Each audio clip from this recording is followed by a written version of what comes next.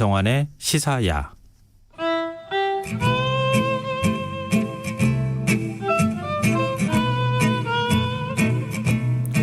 소셜 포비아, 제노포비아, 코로나 포비아. 요즘 포비아라는 말을 많이 쓰죠.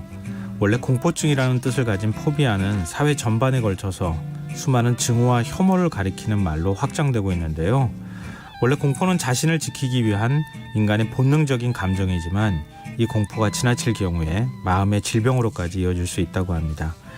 오늘 한밤의 인문학에서는 포비아가 우리 일상 얼마나 깊숙이 침투해 있는지 한번 좀 살펴보고요. 해결책은 무엇인지 알아보는 시간 마련했습니다. 정여울 작가 함께하겠습니다. 안녕하세요. 안녕하세요. 네, 진짜 포비아란 말을 좀 진짜 많이 쓰고 있구나 이런 생각이 드네요. 네, 포비아라는 게 원래는 공포증이라는 뜻이고 좀 정말로 많이 무섭고 아파야 되는 건데 네. 좀 과잉되게 많이 쓰는 것인가 많이 쓰는 것이 아닌가 싶은데요. 원래 고소공포라든지 폐소공포 같은 경우는 많이 들어보셨잖아요. 네. 그런데 요새는 뭐 고양이 공포증, 고양이 공포증. 예. 하긴 비둘기 공포증 갖고 있는 분들도 있더라고요. 네, 물 공포증, 뭐 거미 공포증, 폭풍우 공포증, 무질서 공포증. 무질서 공포증이요? 예, 무질서 공포증도 있고요. 광대 공포증이라고 해서 광대 분장하시는 분들 보면 막 기겁하시는 분들도 있고 뭐 세균 공포증은 좀 이해돼요. 예, 그래서 세균 공포증은 우리가 이제 코로나 약간 때문에 예전에 편집증이라고도 부르지 않았어요? 그렇죠. 예, 편집증이라고 많이 했었고 또 새롭게 또 저는 이 단어 보고 되게 웃었는데 노모포비아라고 해가지고 휴대전화가 없을 때 느끼는 공포. 그거 예. 알고 계시는 분 많을 것 같은데요. 왜 막 불안증이 그렇죠. 생기잖아요. 예, 항상 휴대전화 옆에 없으면. 있는 게 없어지니까 휴대전화가 없을 때 느끼는 공포증을 노모포비아라고 하는데, 근데 뭐 방사선 공포증이라든지 이런 여러 가지 공포가 많이 생기는데 현대 사회가 그만큼 복잡해지고 그리고 이제 유해 물질들이 많아지잖아요. 유해 물질에 대한 공포증은 그래도 이해가 돼요. 그런데 이 중에 가짜 공포증이 있더라고요. 가짜 공포증이요? 예, 가짜 공포증이 있는데 실제로 뭐 그 폐소 공포증이나 고소 공포증은 정말로 사람들이 식은땀이 흐르고 정말 그 육체적으로 힘들게 되는 그런 공포증인데 네. 포비아는 무언가를 자기가 싫어하는 것, 혐오, 예, 혐오와는 다른 거예요. 예, 그래서 예를 들어 제노포비아는 포비아가 아닌 거죠. 제노포비아는 그러면 예. 그 용어를 우리가 잘못 쓰고 있는 거예요? 만들어진 용어지만 사실은 그거는 공포증이라는 것은 혐오와는 다른데 공포증과 혐오가 섞여버린 거예요. 그래서 제노포비아는 인종차별이잖아요. 네. 어떤 특정 인종에 대한 이제 혐오를 말하는 것인데 그거는 절대로 병이 아니고 의식의 문제인 거죠. 편견의 문제고 또 이기심의 문제고 집단 이기심의 문제고 그런 것들이 이제 가짜 공포증 같은 경우는 자신의 잘못된 생각을 공포증이라고 핑계를 대는 거죠. 예, 그럼 그걸 이제 구분하는 걸 좀 해야 되겠네요. 우리가. 네, 그래서 정말로 이제 진단을 받을 만한 공포증은 사실 매우 적고요. 예, 고소공포증과 폐소공포증처럼 정말로 일상생활에서 큰 불편을 겪고 뭐 엘리베이터 무서워서 아예 못 타시는 분들 있잖아요. 네. 그래서 아무리 몇십 층이라도 그냥 올라가시는 분들도 실제로 있거든요. 그런 분들은 예. 아파트에 사시기 좀 힘들겠는데. 예, 그래서 그런 경우는 정말로 이제 일상이 불편해질 정도로 자기가 어떤 이제 물건이나 장소에 대해서 공포를 느끼는 거지만 아닌 것들, 예, 그냥 내가 싫은 것을 내가 이게 좀 싫어. 불편해, 기분이 안 좋아 이런 것을 포비아라고 하시면 그건 이제 가짜 공포증인 거죠. 예. 제 청취자 정미수님께서요. 네. 저는 라디오가 없으면 공포증을 느껴요. 네. 백색 소음처럼 늘 켜놓아야지 안정이 돼요. 네, 이렇게 말씀해 그것도 이제 병까지는 아니고 네. 라디오를 많이 사랑하는 거죠. 그래서 라디오에 대한 사랑이 이제 워낙 크다 보니까 라디오가 없을 때 좀 불안하고 이거는 병은 아니고요. 확실히 아니고 라디오에 대한 사랑인 거죠. 이건 어때요? 마성희 네. 영미님께서 저는 네. 카드 명세서 공포증이 있습니다.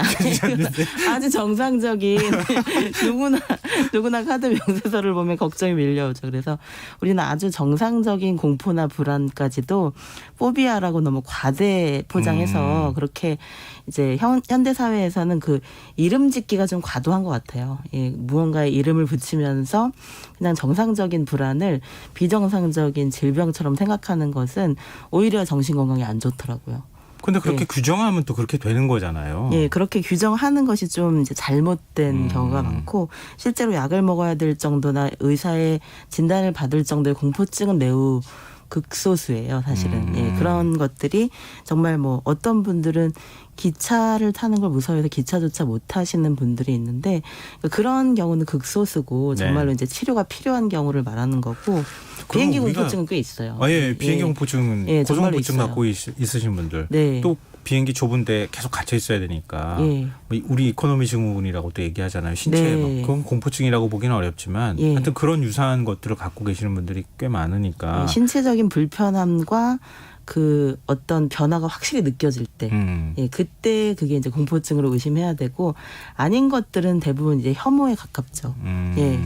근데 우리가 사회가 점점 복잡해지면서 이런 공포증이라는 게 많이 생겨나는 건 맞는 거죠? 네, 그건 확실히 맞고요. 이제 트라우마나 포비아 같은 것들이 이제 점점 늘어나는 건 맞는 것 같아요. 그런데 이제 우리 뇌의 편도체 부분이 공포를 담당하는 부분이래요. 네. 아몬드 같이 생긴 그 편도체 부분인데 이 편도체에 자극이 주어지면 공포의 감정이 막 생기면서 위험해, 당장 뭔가 조치를 취하라고 라고 이제 알람을 울리는 역할을 하는 게 편도체의 역할이래요. 그런데 편도체를 말리면서 저거는 진짜 뱀이 아니고 장난감 뱀이야 라고 이성적으로 충고해 주는 곳이 전전두엽이라는 거예요. 우리 맨 뇌 앞쪽 부분을 얘기하시는 거잖아요. 전전두엽 부분이 이제 판단력과 여러 가지 이제 이성적인 충고의 역할을 하는데 긴장을 풀라고 아무리 전전두엽 에서 명령을 해도 저건 장난감이야 진짜 뱀이 아니라고 해도 자꾸만 편도체에서는 계속 알람이 울리게 되는 상태 그게 이제 공포증이 계속될 때 상태라는 거죠. 그래서 편도체 이상이라고도 볼 수 있는 거죠. 우리 인간이 파충류의 뇌를 갖고 있다고 얘기할 때 그게 편도체 얘기하는 거잖아요. 맞아요. 가장 원래 그 뇌 진화에서 가장 근본적인 뇌 진화 과정을 담고 있는 게 편도체라고 알고 있는데 그러면은 본능적으로 그런 반응을 보이고 있다고 생각해도 되는 거예요? 그러니까 편도체가 너무 자주 자극됐을 때, 그리고 편도체가 자주 자극될 수밖에 없는 게 우리가 미디어를 많이 보다 보니까 다른 사람이 위험한 상황을 많이 보잖아요. 예. 내가 위험하지 않아도 다른 사람이 위험하거나 다치거나 죽거나 이런 뉴스를 너무 많이 보다 보니까 불안이나 공포를 느끼는 그 편도체가 과잉되게 예민해져 있는 상태가 된다는 거죠. 네. 그래서 이제 편도체를 과도하게 예민하게 만들어주지 않게 우리를 좀 무서운 뉴스들과 너무 자극적인 이야기들로부터는 스스로를 좀 보호할 필요도 있는 것 같아요. 그래서 전전두엽을 발달시킬 수 있는 방법은 지성을 강화하는 수밖에 없는 것 같아요. 그래서 이게 합리적으로 이건 공포의 대상이 아니다라는 것을 스스로 설득시키기 위해서 이제 편견이나 여러 가지 뭐 이기심이나 이런 것들로부터 우리가 이제 거리를 두는 훈련을 해야 되는 거죠. 지성은 훈련이기도 하잖아요. 그래서 비판적 지성을 가지되 그러니까 비난하는 지성을 가지면 안 되는 거죠. 예, 다른 사람을 비난하는 그런 것으로부터 즐거움을 느껴서는 안 되죠. 의식적인 노력을 계속 해야 된다는 거잖아요. 네. 그냥 감성의 흐름으로만 따라가면 그냥 본능에 충실하게 되고 그러면 누군가를 향해서 이렇게 과잉 반응이 나오게 되고 증오나 뭐 이런 차별의 감정으로 이어질 가능성이 있다는 거잖아요. 네네.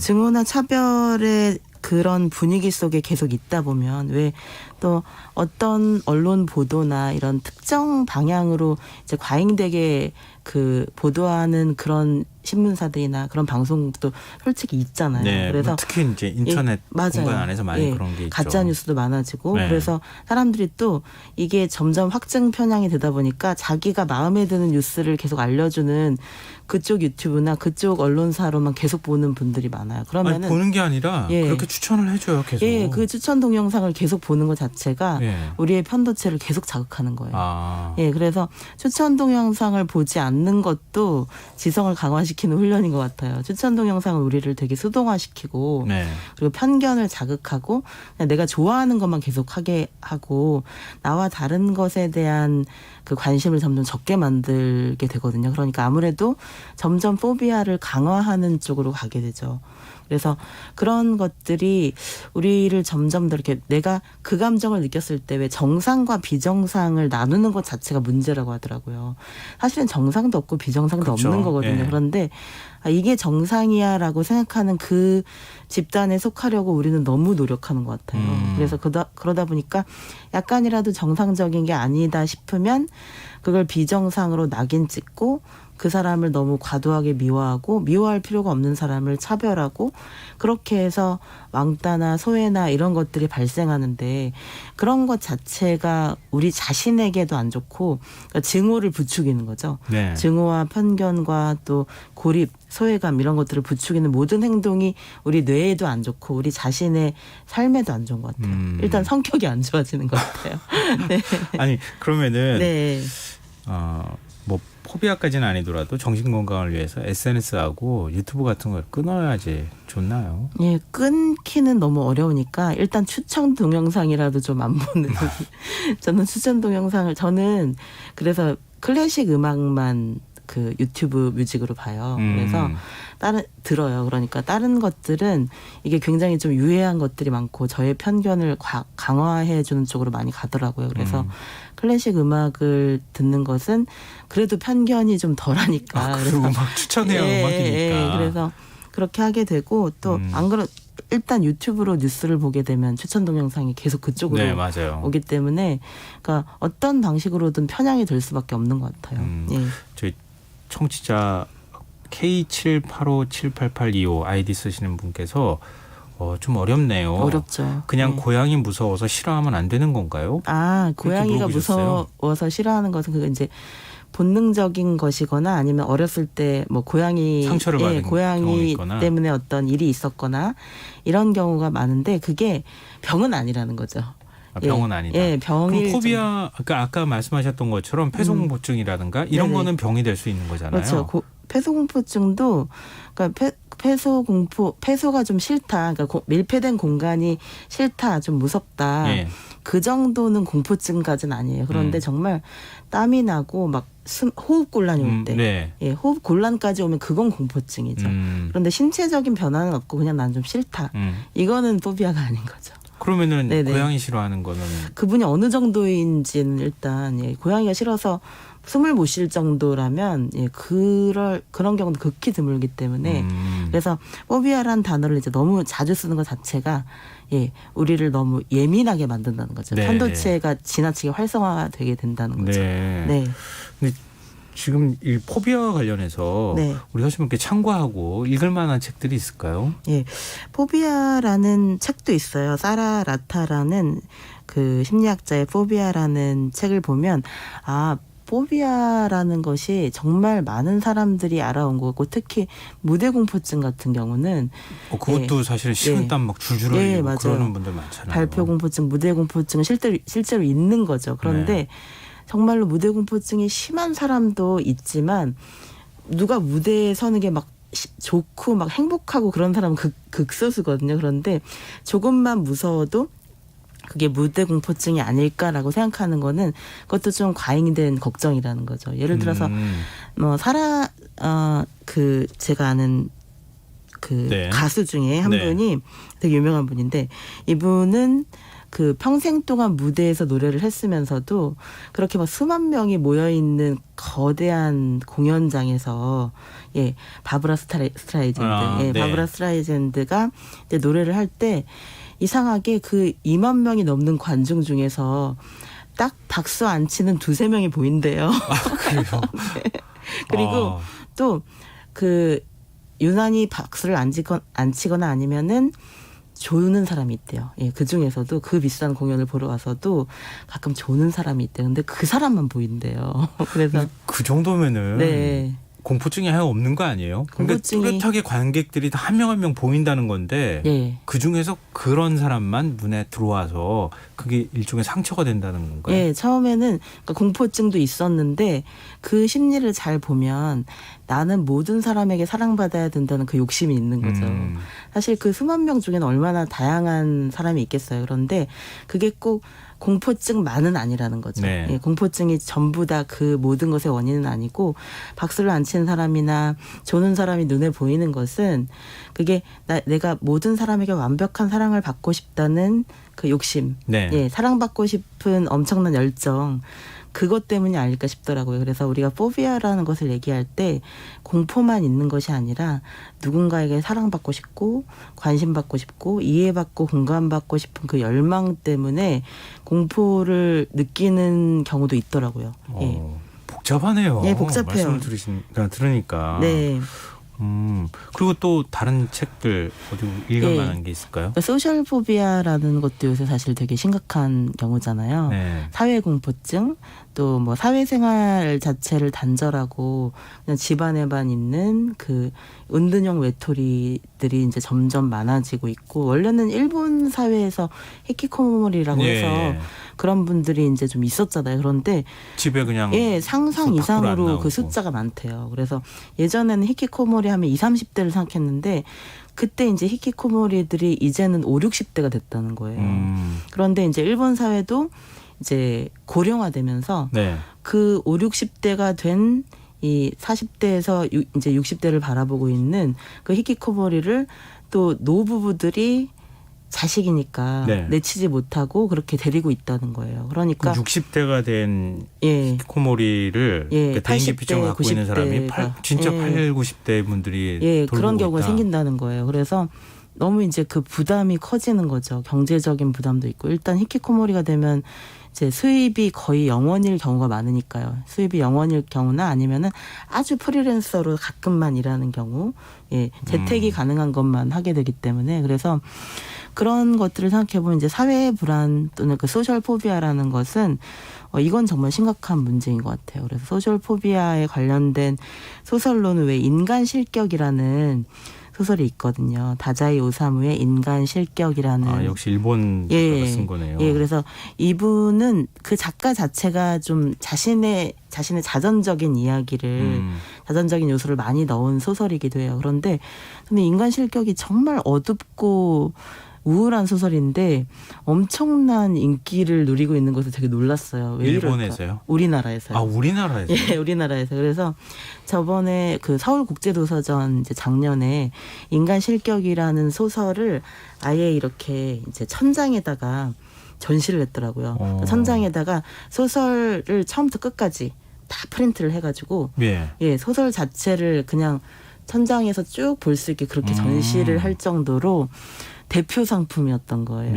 예, 그래서 세계문학 고전 중에서도 제일 잘 팔리는 탑10 안에 든다고 하더라고요. 그래서 깜짝 놀랐어요. 그러니까 이 인간 실격의 그 오바 요조라는 인물인데 네. 이 요조에 대한 관심이, 가수 요조 말고 예, 물론 가수 요조님도 이 요조의 이름을 그래요? 영감을 받아서 네. 그 이름으로 한 거라는 얘기가 있어요. 그런데 그 인간 실격이라는 작품에 보면 아예 사회생활에 대한 그 어떤 동경이라든지 다른 사람에게 잘 보이고 싶다든지 이런 감정 자체가 없는 거예요. 그래서 어떻게 보면 좀 인조인간 같아요, 사람이. 네. 예, 그래서 너무나 타인에 대한 관심이 없고, 그리고 누군가에게 잘 보이고 싶고 사랑받고 싶은 감정이 전혀 없는 것처럼 느껴지고, 왜 이 자기 혐오가 강한 사람들은 사실은 그 밑바닥에는 사랑받고 싶은 열망이 숨겨져 있을 경우가 많잖아요. 네. 그런데 오바 요조 같은 경우는 가만히 보면은 사랑받고 싶은 열망도 별로 없는 것 같고, 아예 사회라는 것 자체, 공동체라는 것 자체를 그냥 거꾸로 사회가 이 사람을 왕따시키는 게 아니라 자기가 사회를 멀리하는 듯한 그런 느낌을 줘요. 이런 게 이제 소셜 포비아라고 볼 수 있죠. 그래서 그 소셜 포비아라는 이제 대표적인 소설인데, 이 인간 실격을 보면 어쩌면 오바 요조라는 인물이, 그 다자이 오사무가 그린 이 인간 실격의 인물이 그 이후에 폭발적으로 증가할 이 소셜 포비아를 예견한 것이 아닐까. 사회 불안 장애를 겪을 수많은 사람들을 예견한 것이 아닐까 싶을 정도로 걱정스럽기는 한데 또 이상하게 또 재미도 있어요, 소설이. 그래서 과연 우리가 이런 그 사회 불안 장애 소셜 포비아라는 것 그래서 대인 기피증이죠. 쉽게 말하면 네네. 이 대인 기피증이라는 것에 대해서 이 소셜 포비아에 대해서 어떻게 생각해야 될까 고민을 많이 하게 되더라고요. 그 소설을 읽고 있으면. 근데 요즘 그 해외 드라마 같은 거 보면 네. 이 휴대폰으로 SNS만 하고 네. 사람들은 안 만나는 그런 캐릭터가 꼭 드라마에 등장하더라고요. 예, 실제로 많죠. 예, 실제로 많고 또 사람들과의 만남도 이제 직접 만나는 것보다는 그냥 온라인으로 예, 네. 아니면 카카오톡 메시지나 뭐 영상 통화조차도 대부분 싫어하고 뭔가 이렇게 그냥 딱 메시지만 전해주기를 바라는 그런 사람들도 많거든요. 그러니까 사람들과의 대면을 통해서 느끼는 기쁨이 많이 줄어든 것 같아요. 예, 그래서 많은 사람들이 사실 대체로 사람들은 그 사람의 온기를 그리워하기 마련인데 그렇죠. 이 소셜 포비아를 앓고 있는 사람들은 사람의 온기 자체를 그리워하지 않게 돼요. 기대 자체를 안 하게 되고. 그래서 이 소셜 포비아를 앓고 있는 사람들에 대해서는 좀 더 많은 배려와 관심과 조사도 필요한 것 같아요. 근데 예를 네. 들면은 네. 우리 아이는 게임만 해요 집에서. 밖에 나오지도 않아요 며칠씩. 네. 어떻게, 심각하죠. 예, 어떻게 그래서 해야 되나요? 그러니까 세상 타인을 향한 관심을 좀 불러일으켜야 되는데요. 그건 이제 소셜 포비아뿐만이 아니라 모든 병에 이제 낫고 있다는 가장 강력한 증거가 타인이나 날씨에 대해서 관심을 갖기 시작하는 거래요. 아, 날씨에 대해서 관심 갖는 거예요? 날씨나 타인에 대해서 관심을 갖기 시작하면 그 사람이 낫고 있다는 증거인데 이 간호사들이 제일 많이 경험하는 일 중에 하나래요. 환자가 아플 때는 자기 몸만 생각한대요. 예. 그래서 계속 짜증나고 힘들고 하니까 조금이라도 막 수치가 변하고 있는지 그런 것만 계속 관심을 가진다는 거죠. 네. 간호사들한테도 괜히 짜증내고. 그런데 이 사람이 좀 낫고 있다는 그 강력한 징후가 언제 보이냐면 바깥의 날씨가 어떻냐 이런 걸 묻기 시작하면 그 사람이 좋아지고 있다는 증거라는 거예요. 네. 그리고 이제 간호사에게도 관심을 보이고 오늘 날씨도 추운데 왜 목도리도 안 하고 왔냐 뭐 이런 것들을 물어본다면 그 사람이 좋아지고 있다는 증거라는 거예요. 네. 그래서 타인에 대한 관심은 굉장히 건강하고 정상적인 감정인데 그 타인에 대한 관심을 유도해 주는 게 되게 중요한 거죠. 그래서 아이들에게 이제 게임만 하고 있는 또는 뭐 인터넷만 계속 하고 있는 그런 아이들에게 바깥 세상을 경험할 수 있도록 억지로라도 여행을 데려간다든지 예, 게임보다 더 재미있는 이 세상을 보여줘야죠. 그 수밖에 없죠 뭐. 네. 근데 지금 포비아를 좀 지혜롭게 극복하는데 도움이 네. 될 만한 책이 있을까요? 예, 포비아라는 이 감정을 이제 감정이기도 하고 때로는 질병이기도 한데 그것을 극복하는 저는 이제 책들을 요새 많이 찾아보고 있었는데 혐오와 수치심이라는 책이 있어요. 예, 혐오와 수치심이라는 책이 좀 두껍긴 한데 이 책을 보면 그 혐오라는 것과 또 분노를 구분해야 된다고 얘기를 하더라고요. 네. 그 혐오는 내가 누군가를 혐오하면 그 사람에게 수치심을 안겨준다는 거고 혐오는 예를 들어서 이 인종에 대한 혐오나 또는 뭐 동성애자에 대한 혐오나 이런 것들을 통해서 누군가에게 수치심을 주는 것은 굉장히 비겁하고 안 좋은 행위라는 거죠. 네. 그러니까 혐오 대신에 우리가 가져야 될 감정은 불의에 대한 분노라는 거예요. 예, 그래서 똑같이 부정적인 감정으로 보이지만 혐오는 세상을 더 나쁘게 만드는 감정이고 분노는 아, 저건 잘못됐구나. 인종차별은 잘못됐구나. 제노포비아는 나쁜 것이구나. 그리고 뭐 호모포비아라는 말도 있잖아요. 이렇게 동성애자에 대한 혐오 이런 것은 나쁜 것이구나. 그러면 안 되는구나 하고 분노를 느끼는 것이 이 사회를 발전시키는 데는 훨씬 좋은 감정이라는 거예요. 그래서 혐오보다는 분노를 통해서 정의를 좀 더 넓혀가는 것이 이 사회에서 좀 필요한 과정이라고 말씀을 하고 계세요. 어떤 네. 걸 보고 난 다음에 네. 화가 나. 네. 그건 정상적인 감정이라는 거잖아요. 그렇죠. 예. 그렇게 함으로써 그 다음에 뭔가를 바꾸려고 하는 노력도 하게 될 테니까요. 네. 바꾸려는 노력을 하는 것이 이제 분노가 그런 역할을 한다는 거죠. 우리 네. 포비아라고 하는 말을 다시 한번 제정해야 되지 않을까. 네. 너무 많은 이제 포비아라는 말을 너무 많이 사용하고 있구나 이런 생각을 좀 오늘 말씀 듣다 보니까 하게 되네요. 네. 좀 절제된 어떤 태도나 이런 것들이 좀 필요하겠습니다. 네. 어느덧 마무리할 시간이 다 됐습니다. 네. 네. 아쉽지만 한밤의 문학 여기서 마무리를 해야겠습니다. 지금까지 정혜월 작가였습니다. 오늘 말씀 고맙습니다. 감사합니다. 네, 오늘 모바일 상품권 당첨자는 홈페이지 공지사항에서 확인하실 수 있습니다. 지금 비 내리는 지역이 많다.